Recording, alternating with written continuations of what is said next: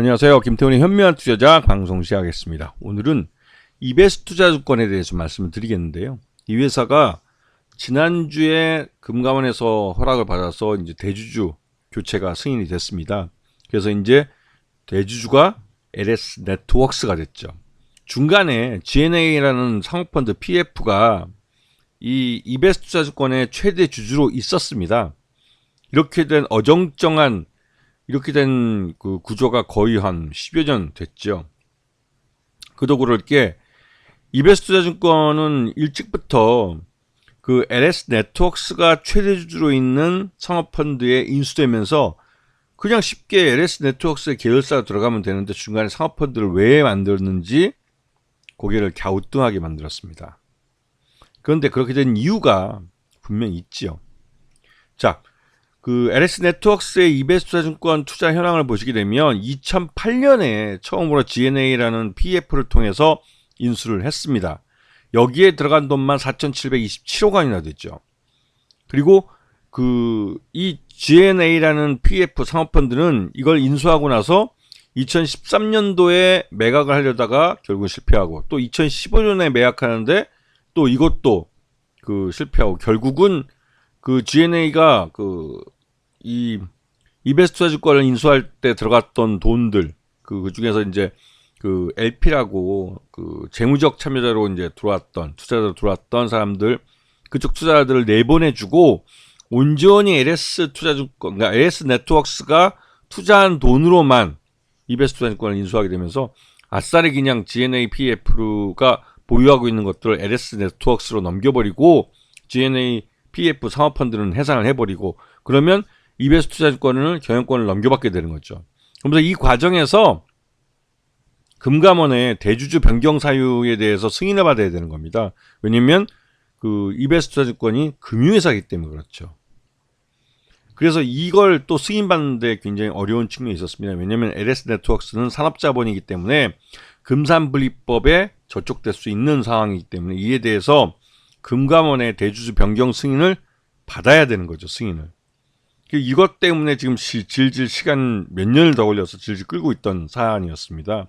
거의 2008년도에 이베스투자증권을 인수하고 나서 지금 2024년에 지금 인수를 하는 게 15년 만에 인수를 하게 되는 거죠.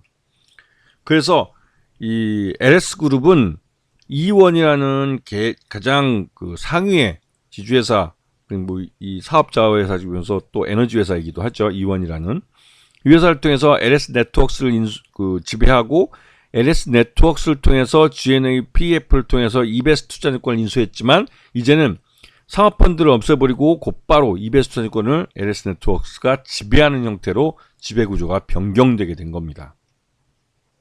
그래서 이거에 대해서 지금 타법인 주식 출자증권을 양수하는 결정을 했다는 공시를 이미 냈고요.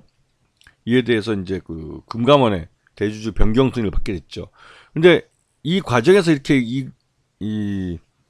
이베스투자증권을 인수하는데 오랜 시간이 걸렸던 건 옛날 LS가 LG그룹에 속해 있을 때, 즉 반개그룹으로 지금 아예 계열 분리해서 나왔지만 예전에 LG그룹으로 함께 있을 때 LG가 LG카드라고 있었습니다. 근데 LG카드가 대규모 유동성 위기를 가져오게 됐죠.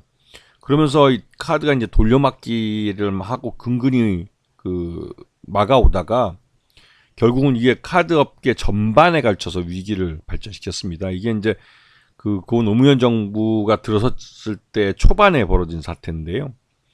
이게 굉장히 큰 거의 한 20조짜리 부실을 만들 수 있던 사건이었기 때문에 굉장히 큰 위험이었죠. 왜냐면 97년도에 IMF 구제금융을 신청하고 나서 겨우 김대중 정부 5년 지나면서 그 IMF 구제금융한 빚을 다 갚았고 이제 정상기업으로 이제 정상국가로 그러니까 국가적으로 이제 이런 예산권이나 이런 것에 대해서 IMF의 간섭 없이 독자적으로 국가의 자주권을 확보하고 이제 가려고 했는 그 찰나에 LG그룹이 대형 사고를 친 겁니다.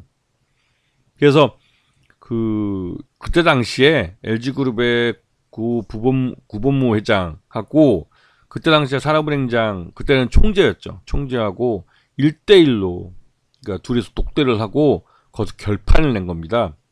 LG그룹이 지금 보시게 되면 LG그룹이 전체 금융회사들을 모두 담보로 맡기고 다시는 이 금융업을 하지 않고 제조업만 하겠다는 서약을 하고 이 구제금융을 신청을 한 거죠. LG카드에 대해서 채권단 공동 관리를 해달라고. 자기들 LG는 도저히 이 LG카드의 부실에 대해서 책임을 지기 어려우니, 왜냐면 그룹 전체가 부도나게 생겼으니까요.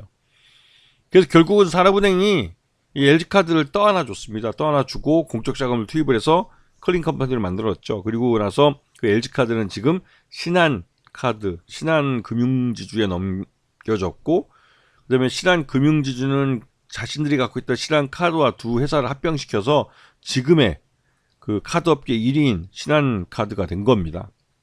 근데 그때 당시에 이 LG그룹에게 다시는 금융업을 진출하지 않겠다는 서약서를 받고 이 LG카드를 정부가 떠안아서 이 구조조정을 해준 거죠. 그것 때문에 LG그룹은 모든 금융 계열사들을 담보로 내놨습니다. 근데 이 이후에 그건 한 20년 됐죠. 이제는 거의 한 15년쯤 지나고 나니까 LG의 반개 그룹인 LS그룹이 이제 LS네트워크스를 통해서 이베스투자증권이라는 금융회사를 소유하게 된 겁니다. 지금 보시게 되면 이베스투자증권은 경영권이 넘어간 거나 마찬가지인데도 불구하고 아비를 아비라 부르지 못하는 그런 어정쩡한 그런 관계가 오래되면서 주가가 계속 흘러내렸어요. 그러다가 요번에 LS네트워크스에서 인수를 하면서 주가가 다시 반등하기 시작한 겁니다. 왜? 주인을 찾아줬기 때문에.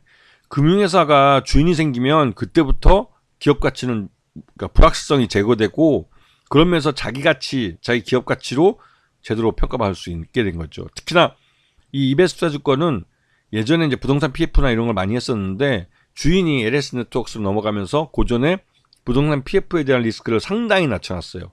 그리고 이거는 그렇기 때문에 이 이베스투자증권이 좀 보다 이제 그 부동산 PF나 이런 쪽에서는 좀 안전한 모습을 보여준 거고, 그리고 주인도 확실히 LS네트워크스라는 책임을 질 수 있는 그런 LS그룹이 모회사로 들어서면서 주가가 이제 확실히 개선되고 있는 모습을 보여주고 있죠.